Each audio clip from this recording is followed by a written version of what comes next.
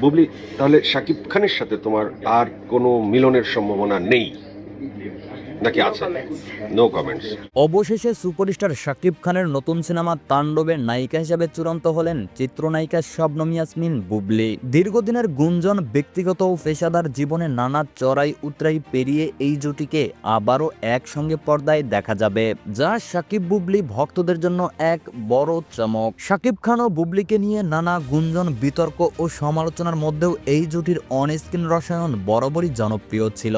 বসগিরি সিনেমার মাধ্যমে বড় পর্দায় অভিষেক হওয়া বুবলি একের পর এক সুপারহিট সিনেমা উপহার দিয়েছেন। তবে ব্যক্তিগত জীবনের নানা ঘটনা প্রবাহের পর এই জুটি আর একসঙ্গে কাজ করেননি। কিন্তু এবার সব জল্পনা কল্পনার অবসান ঘটিয়ে তাণ্ডবের মাধ্যমে আবারও বড় পর্দায় ফিরছেন শাকিব বুবলি। জানা গেছে সিনেমাটির গল্প হবে সম্পূর্ণ ভিন্নধর্মী, যেখানে শাকিব খানের চরিত্রটি হবে আগ্রাসী ও তীব্র অ্যাকশনধর্মী।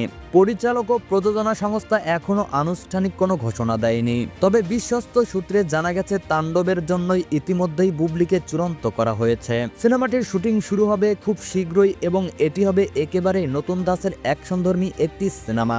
প্রিয় দর্শক, আপনি যদি শাকিব খানকে ভালোবাসেন তাহলে অবশ্যই চ্যানেলটিকে সাবস্ক্রাইব করে দেবেন।